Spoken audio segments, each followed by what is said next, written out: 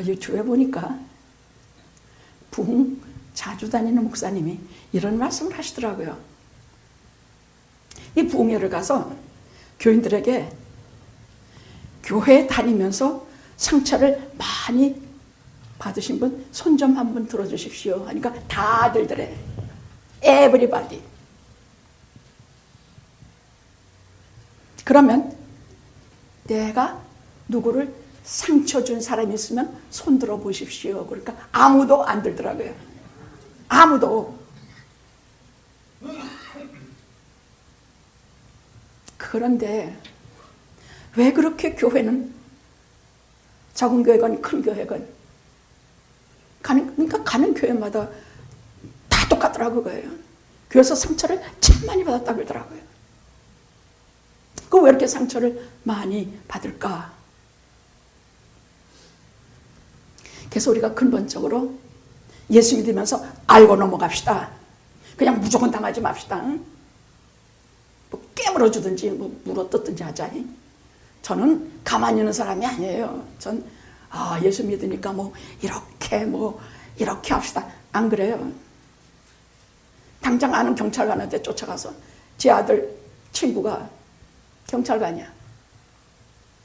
사람이 어찌나 예의가 있고 LA 카운티에서 일하는데 한참 통화했습니다.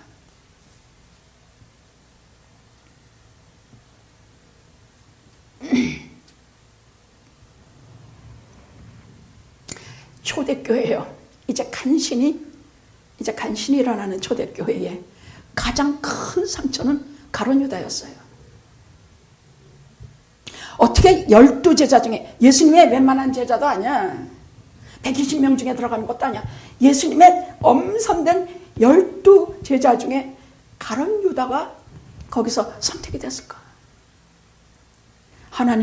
예수님은 모르시고 그러셨을까? 아닙니다.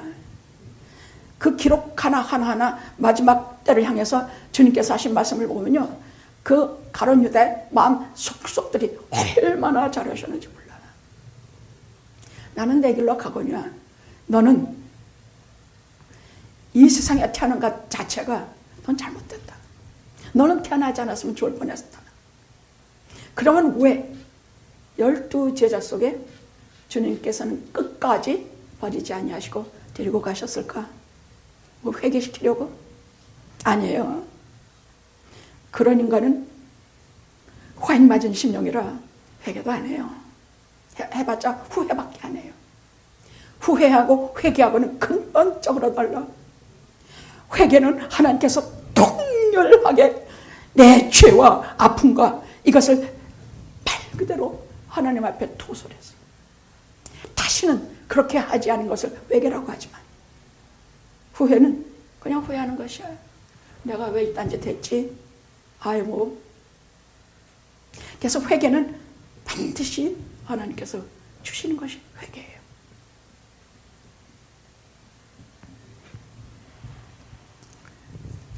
자, 초대교회는 가장 큰 상처가 가룟 유다였습니다. 그러면 왜 가룟 유다를 끝까지 제자로 그냥 두셨을까?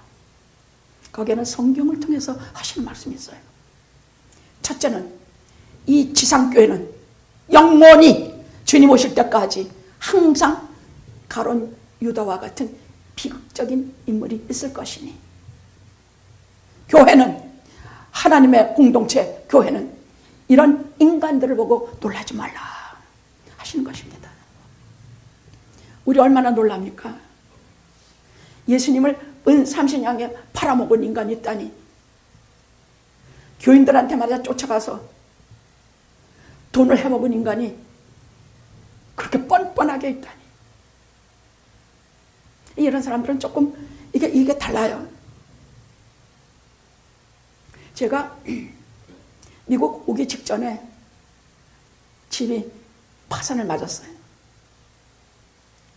그 이유는 가족 같은 최측근인 한 사람이 집을 다 해먹고 사기치고 우리 언니들의 집에 다 전화해서 또 그 집 다 저당 잡히도록 사기치고 우리 어머니의 친지와 이 모든 사람들에게 가서 다 어떤 사람은 길거리에 나앉고 어떤 사람은 방송 대곡하고, 그 인간이요 평생 하는 짓이 꼭 그렇게 하고 꼭 그렇게 끝내더라고요. 회개할 줄도 모르고. 그래서 화인 맞은 심령 옆에는 절대로 가지 말라고 했습니다. 그래서 저희는요, 제가 말했죠. 제가 미국 올 때 90불 들고 성경책 딱 하나 끼고, 그리고 미국에 내려서 첫 해 몇 동안은 참 얼마나 울었는지 몰라. 한국에서는 언니와 형제들이 아우성이야. 어머니는 저 흑인 동네에 가서 세탁기를 접는 거 하고, 저는 무슨 일단 뭐 조립工같은 걸 하는데 기껏해봤자 둘이 하는 거 뻔해요. 근데 그런 거 들어오면 둘이서 죽으라고 한국에 송금해. 우리 언니들은 진짜 그 편지를 보면요, 그거 보면 우리 어머니 돌아버리실 것 같아. 울고불고 난리를 부리면서 자기들이 얼마나 고생하는지. 그런 편지를 받고 보면요, 그래서 저는요, 사기당하고 돈 떼임받고 집이 풍지박산되는 것을 잘 알아요. 그런 사람들은 사이코패스예요. 오이코패스예요. 전혀 동정이 없어. 우리 집에 와서 목 올라 울고 있는 그 사람들을 보면서 냉정하고 쌀쌀 맞고, 또 다시 또 뭐 어떻게 사기쳐서 뺏어먹을까 생각을 하고 있더라고.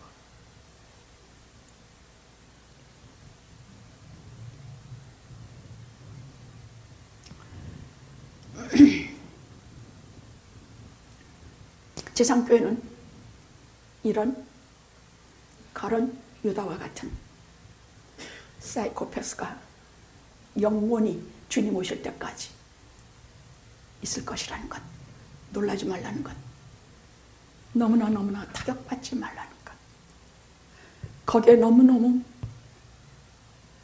아픔을 겪지 말라는 것. 그럼 두 번째는 왜 이런 인간을 주님께서 또 하셨냐? 요한복음 6장에는요 이런 말씀이 나오세요.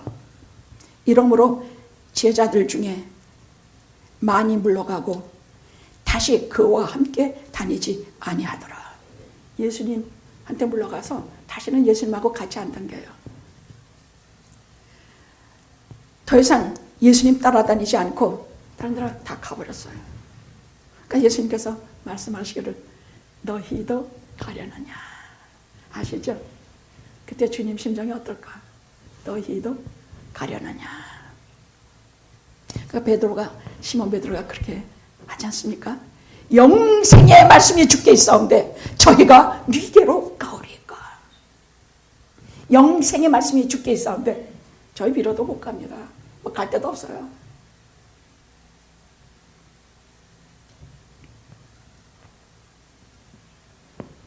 둘째, 지상교회는 언제나 알곡과 가라지가 공존하고 있다는 것입니다. 다 보면 훌륭해 보이죠? 다 보면 다 훌륭해요. 근데 알곡과 가라지가 반드시 공존했다 그래요. 이 가라지를 왜 뽑지 말겠더니 이러다가 알곡까지 뽑힐까 봐 주님께서 그냥 두라 그러셨어요. 그 알곡은 뿌리가 아주 길고 사납고 질겨가지고 알곡까지도 먹을 텐데 왜 그냥 들어가셨느냐? 알곡을 상하게 할까 봐 그냥 두라고 하셨습니다. 또 주님께서 씨 뿌리는 배에서 말씀하시기를 이 땅에 많은 사람들의 마음은 어떤 사람은 길가밭이 있고 가시밭이 있고 돌짝밭이 있다. 옥토밭이 있다. 특별히 돌짝밭을 말씀하시면서 돌짝밭은 처음에는 막 기쁨으로 받아. 그게 보십시오. 그 사람은 12제자 중에서도 특별히 리더급이었어요. 처음에 얼마나 가장 잘 믿는 척하고 따라다녔습니까? 말은 또 어떻게 잘하는지 몰라. 이런 사람들의 특징이 다른 사람들을 그렇게 해가지고 반드시 지 목적을 이루게 하는 말솜씨를 갖고 있어요.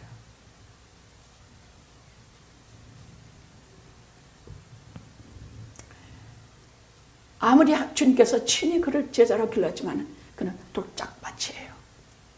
그런 밭이 있다는 것을 우리에게 알려주셨습니다.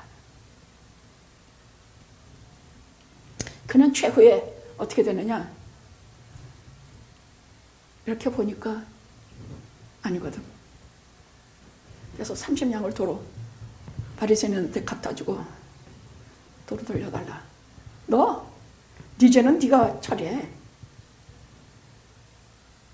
그래서 그 자리에 돌아가서 목을 매달아 죽었습니다. 목을 매달아 죽었는데 그것을 끝나지가 않고 그의 시체가 창자가 터져서 그 밭에 다 창자가 터졌는데 그 밭을 지금도 사도행전에 보면 피밭이라고 부른다고 합니다. 거기는 제대로 시체를 묻지도 않고 행렬병자나 아무거 거기서 저주받은 그런 시체들을 거기다 묻는 그런 밭이 됐다고 합니다. 우리 눈에 하나도 죄도 안 받고 벌도 안 받고 돈이란 돈은 다 긁어먹고 예수님 잘 팔아먹고 그런 사람들이 아무 벌을 안 받는다고 절대 생각하지 마십시오. 이 세상에서도 가장 참혹한 방법으로 하나님께서는 그 영혼 버리십니다.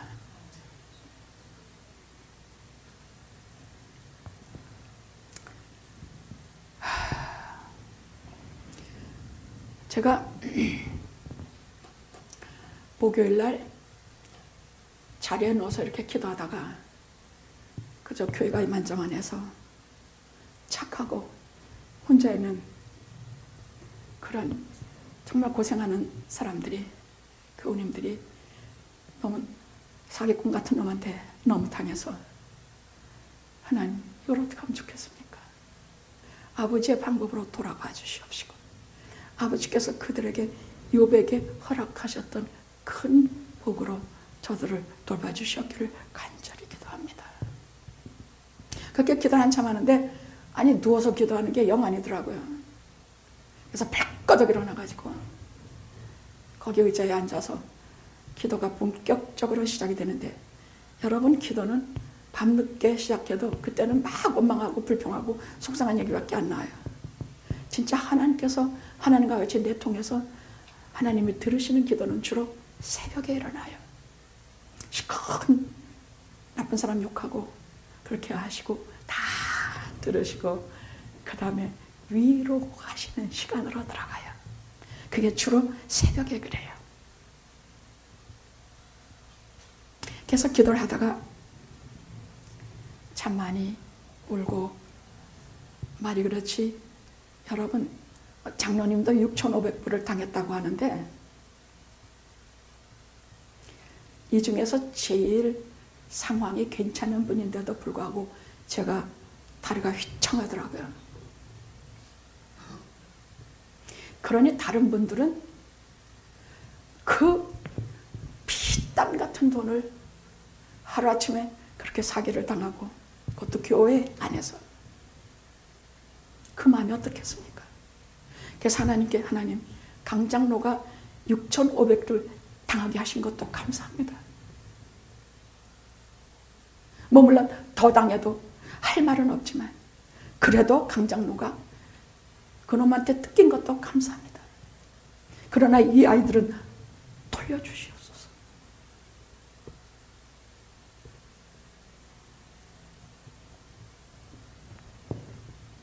저는요 이 설교 준비하면서 뻔한 소리 안 하려고 그래요. 하나님께서 다 갚아주신다? 아니에요. 그런 설교 안 할 거예요. 그러나 궁극적으로 우리를 갚아주시는 기름 한 병밖에 없는 우리에게 무한히 부어주셔서 우리를 채워주시는 성령님의 은혜와 권능이 우리 가운데 있는 것을 잊으셔서는 안 됩니다. 절대 잊지 마십시오. 우리는 예수 믿는 사람들입니다.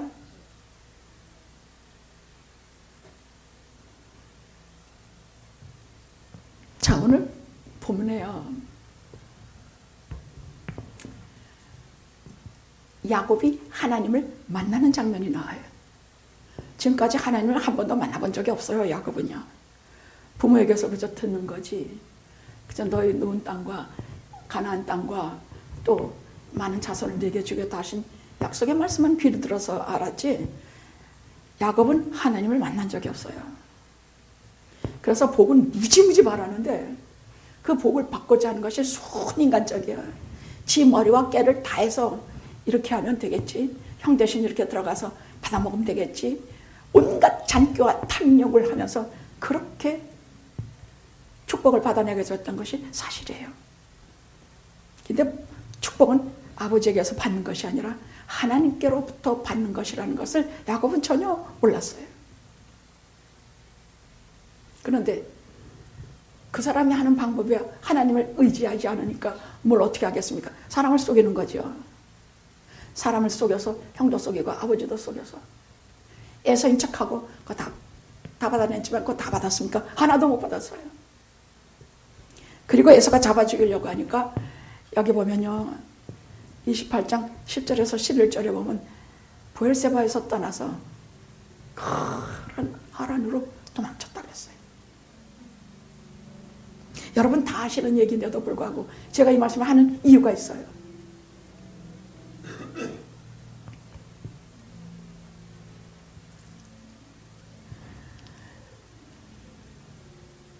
근데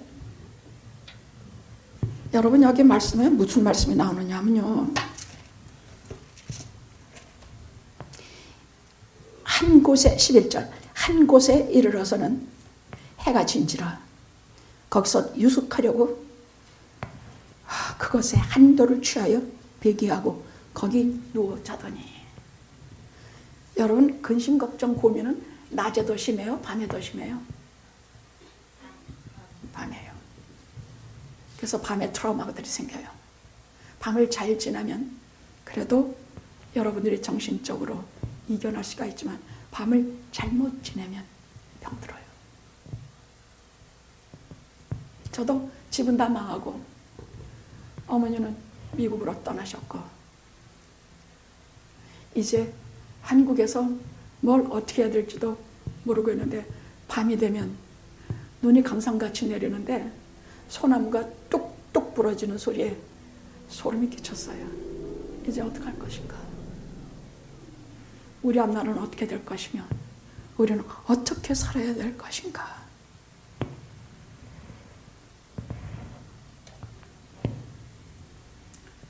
그렇게 아무도 자기를 보호해줄 데도 없고 어머니 하나만이 자기를 끔찍이 사랑했는데 이제 어머니도 없어. 이제 거기서 사나운 짐승들과 이제 뭐가 쳐들어와서 자기를 죽일지도 모르는 무방비 상태 거기에서 티끌 가운데서 홀로 누운 밤입니다. 아무것도 의지할 데도 없는 그때에 하나님께서 찾아오세요. 찾아오셔서 한 사닥다리 환상을 보여주시는데 하나님께서 우리는 아무도 하나님을 본 사람이 없어요. 거기 하나님이 오르락내리락 하셨다고 되어 있지만 그건 성자 예수님이에요. 제2위 성자 되시는 아무도 하나님을 본 자가 없어요. 그분은 이제 육신을 꼬실 예수 그리스도 성자 예수님이에요. 오르락내리락 하면서 뭐라고 얘기하느냐, 지금 자기는 아무것도 복 받을 데도 없고 한 것이랑은 잘못밖에 없고 이제 어리석기가 짝이 없어서 왜 이렇게 사람을 속여서 받아먹으려고 했는가 이런 생각만 하고 아파서 잠들어 있는데 하나님께서 문득 그의 꿈에 찾아오셨습니다. 그래서 그 할아버지 되는 아브라함과 아버지 되는 이삭에게 주신 이 축복의 약속을 되풀이하세요. 저는 이건 오늘 스킵하려고 그래요. 여러분에게 많이 얘기했어요. 오늘 진짜 하려고 하는 얘기는 15절이에요. 딱 한 절이야. 15절이야.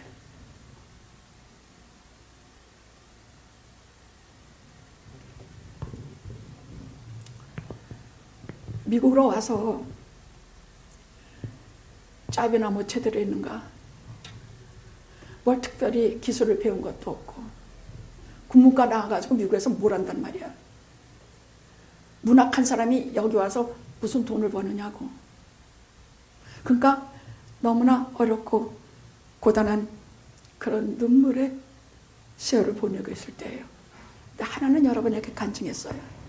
저 올림픽가에 서 있을 때 모가지 당하고 쌀자루 하나 들고 목숨을 위하여 무엇을 먹을까 마실까 염려하지 말라. 아멘. 너희 천국께서는 네게 이것이 있어야 할 줄을 아시느니라. 공중에 나는 새를 보라. 들의 백합화를 보라. 수고도 길쌈도 아니하건만 천국께서 입히시느니라. 이 말씀이요, 저도 하나님께서 저를 찾아서 실제로 하나님을 만나 뵀던 경험은 없었던 때예요. 그냥 어머니로부터 신앙은 얻었고 우리 집안이 대대로 내는 기독교 집안이니까 그런 식의 건 가졌지만은 실제로 목숨을 위하여 무엇을 먹을까 마실까 염려하지 말라고 하신 말씀은 그때처럼 전광 석화처럼 제 가슴을 때린 적이 없었어요. 성경은 이것을 성령 충만히 임재할 때라 그래요. 목숨을 위하여 한날의 괴로움 그것으로 족하니라. 내일이는 내일 염려하라. 오늘 고생 족하다. 그래서 올림픽가에서 쌀 한 자루 들고 참말로 많이 울었어. 얼마나 울었는지 몰라. 이게 마지막 쌀인데 이제 엄마하고 둘이서 먹고 살아야 되는데 한국에서는 알각대고 돈 보내라 날리고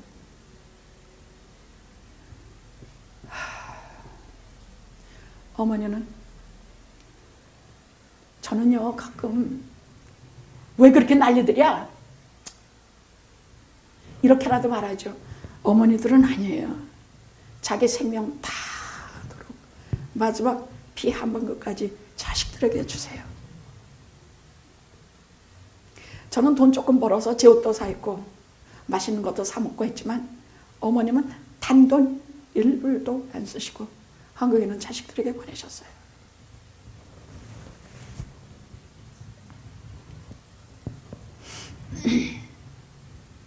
하나님이 찾아오신 상황은요, 이가 잠이 들어있을 때 꿈에 나타나셔서 그 사다리를 오락가락 하시면서 그가 이 땅에서 하나님과도 단절되고 아버지 어머니와도 단절되고 모두와 단절됐다고 생각하고 말 그대로 절망하고 누워있는데 아니라고 하셨어요. 내 조부모와 약속한 축복은 내게도 유효하다. 근데 그것뿐이 아니다. 15절 해봅시다. 15절 다 같이 해봅시다. 자, 이것은 야곱에게만 주신 축복이에요. 야곱에게만 주신 약속이에요. 유희순에게만 주신 약속이에요.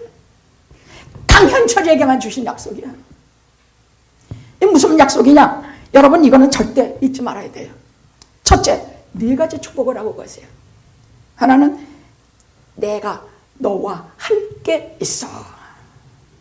너무너무 선명해. 너무너무 현실적이고 너무너무 실제적이야. 이분 어떻게 하나님이라 그래? 이분은 실제로 우리가 알아듣는 언어로 우리가 다 알 수 있는 생생한 실제적인 것으로 내가 너와 함께 있어.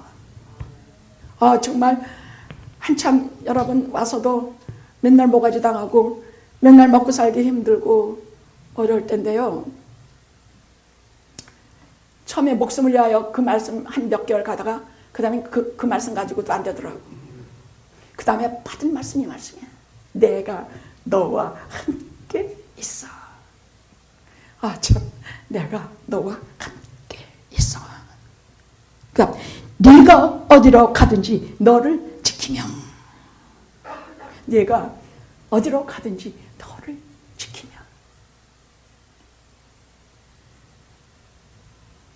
너를 이끌어 이 땅으로 돌아오게 할지라. 자기는 이제 다시는 아버지 집에 돌아간다고 생각 못했어요. 이제 다시는 사랑하는 내 교회로 돌아간다고 생각을 못했어요. 이제 다시는 내 사랑하는 가족들인데 돌아간다고 생각 못했어요. 근데 내가 너를 이끌어 이 땅으로 돌아오게 할지라. 내가 네게 허락한 것을 다 이루기까지 너를 떠나지 아니하리라. 어떻게 이렇게 생생하게 저희들이 다 알아듣는 말씀으로 하나도 흐린 말씀 없어. 그럼 이 말을 듣자 어떤 마음이 들어요?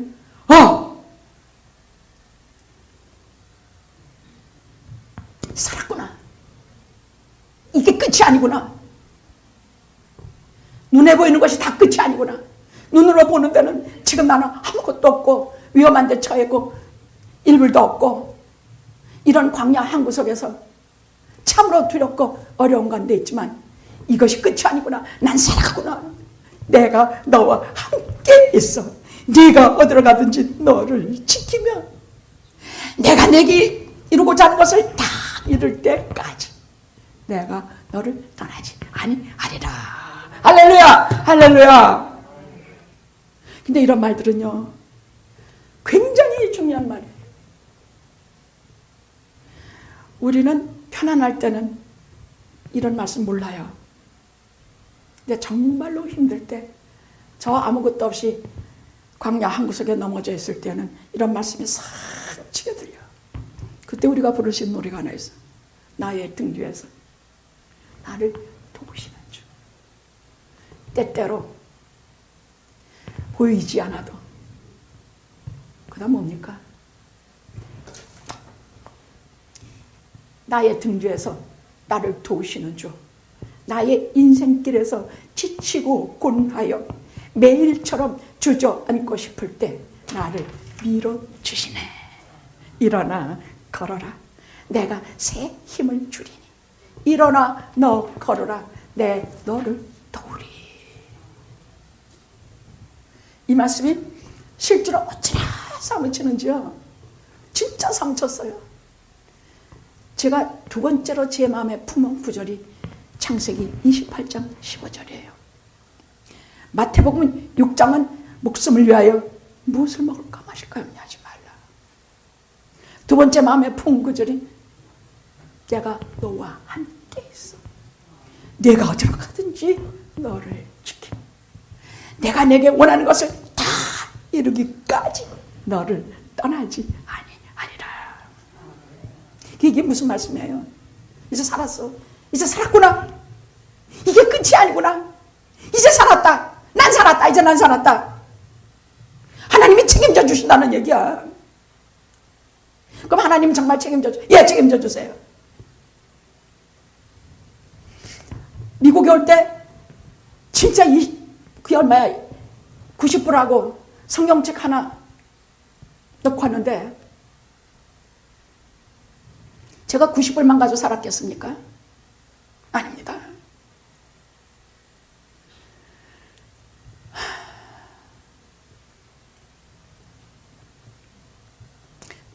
내가 네게 다 이룰 때까지 너를 떠나지 아니하리라. 맨날 듣는 말씀이지만요, 이것을 내게 직접 들려주시는 말씀으로 들릴 때가 있어요. 그때는 가슴에 품시하냐 합니다. 자, 거기서 이 말씀 듣고 야곱이 치유받아요. 다 잃고 나쁜 짓만 하고 뭐 나쁜 짓이라고 뭐 있겠냐. 그저 열심히 살려고 한 것뿐인데 거기서 치유를 받아요. 어떤 치유? 감동을 받아. 아, 여기가 하나님의 전이구나. 와, 하나님께서 이런 데까지도 나를 찾으시고 감동받아서 정신이 살았어요. 두 번째는 거기에서 도로 세워서 예배를 드려요. 두 가지로 치유를 해주셨어요. 거기서 예배를 드리니까 거기에는 하나님께서 친히 임재해 주시고, 여러분, 어거스틴이 뭐라 그랬냐? 내가 내게 무엇을 줄까? 하나님께서 그러니까 첫째도 하나님이요, 둘째도 하나님이요, 셋째도 하나님입니다. 우리도 그렇게 한번 흉내라도 내봅시다. 첫째도 하나님이면 거기 다 따라와. 다 따라와. 공중에 나는 새, 백합화 잎이 시거든 허물며 넓까 보냐. 다 따라와요. 약속이에요. 하나님의 약속이에요. 거기서 치유받고 소망 가지고 하나님 앞에 예배를 드렸습니다. 그런데 19절에 뭐라고 되어 있냐면 이곳 이름을 베델이라 하였더라. 이 성의 본 이름은 루스더라.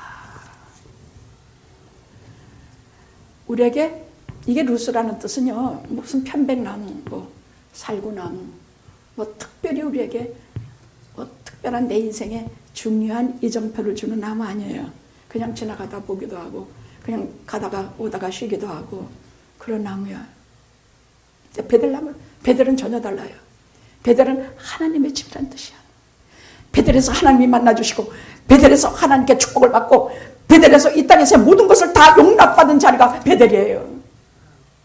저는 그래서 제 인생에 영화 이전의 세계는 다 루스로 취급해요. 거긴 제게는 제 인생에서 다 그냥 속기도 하고 속이기도 하고 사기도 당하고 못도 하고 돈 다 잃어먹고 그건 그냥 루스야. 다시는 생각하고 싶지도 않아. 그 루스 다 루스야. 네, 영화에 들어와서 하나님 만나주시고 하나님 역사하시고 하나님과 매일매일 살아갈 때 여기가 베델, 하나님의 집이야. 그래서 영화는 제게 베델, 여러분에게 영화는 베델이에요. 하나님의 집이에요.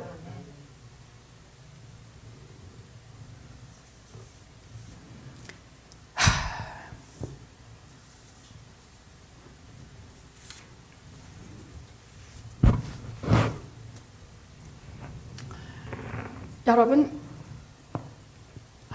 아침에 유희순 권사님이 교회 나오고 싶었겠습니까? 제가 전화를 거니까 목사님 기운이 없어요. 기운이 없어서 모르겠습니다. 내가 너를 믿는다. 예.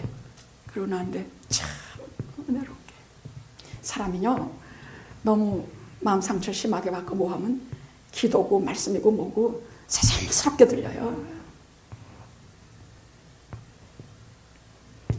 자, 제가 지난주에 어느 교우님에게 나 좀 도망갈까 그랬습니다. 나 좀 도망갈까?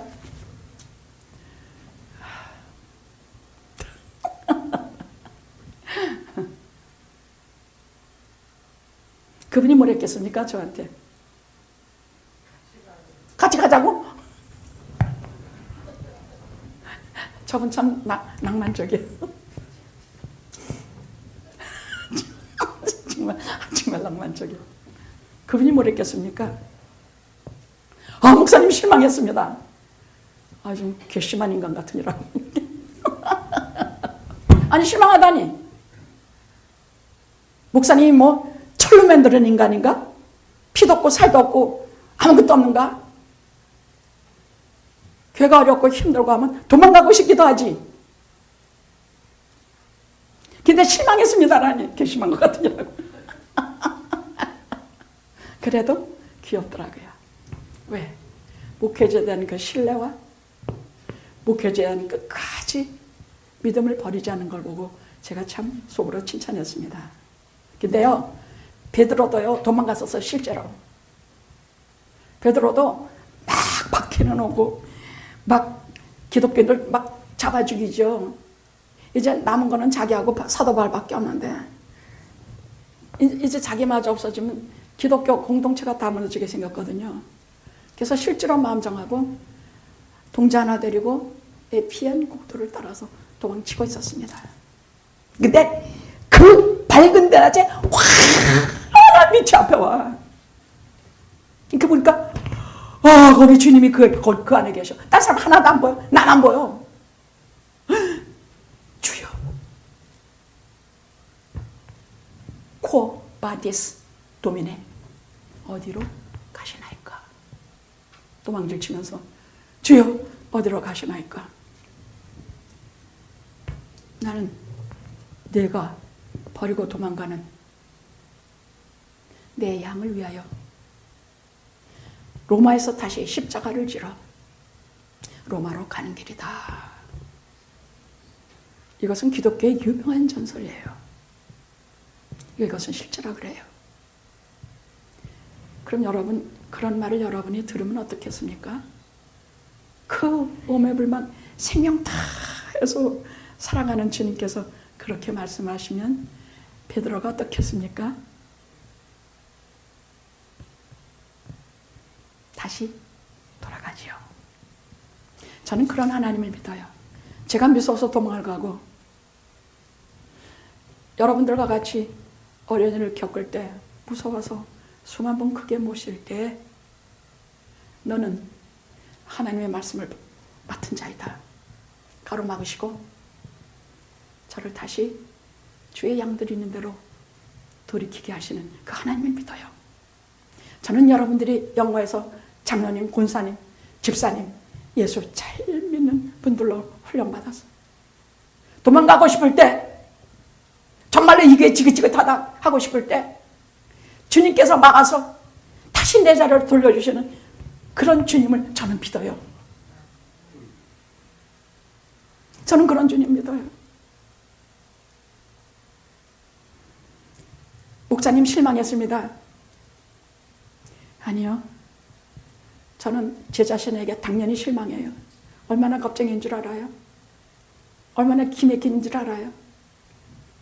그래도 주님께서 저를 가로막으시며 코 바디스토미네 주여 어디로 가십니까? 목이 메어서 모를 때 내가 버리고 가는 내 양들을 위해서 내가 십자가지로 다시 돌아간다.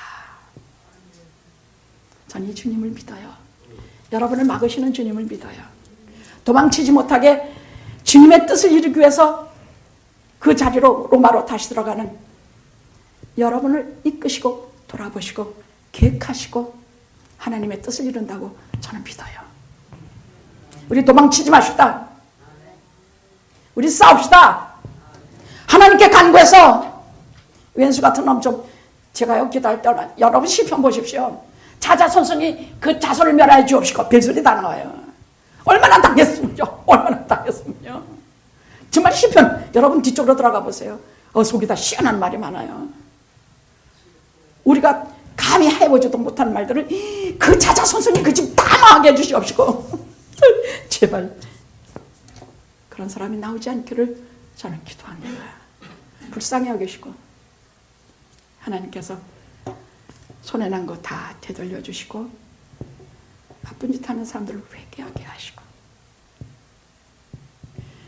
하나님께서 잘못된 길로 도망치려고 할 때는 우리를 막아주시는 그분을 만나서 신앙생활 하나만큼은 제대로 하고 살아가게 되기를 간절히 기도합니다.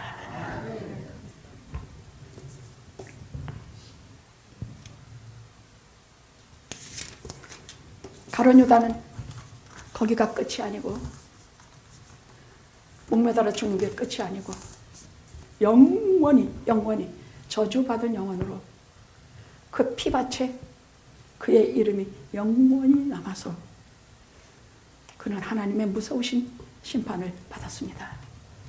베드로는 주님께서 막으시고 통곡하고 회개하고 돌아온 이후에 영원히 그 이름이 남아서 그는 하나님 나라에서 제일 먼저 통과해야 되는 문으로 그는 그 영광을 받았습니다. 저는 영화 여러분이 다 그 영광을 받으실 줄로 믿고 이 설교 전합니다. 기도하시겠습니다.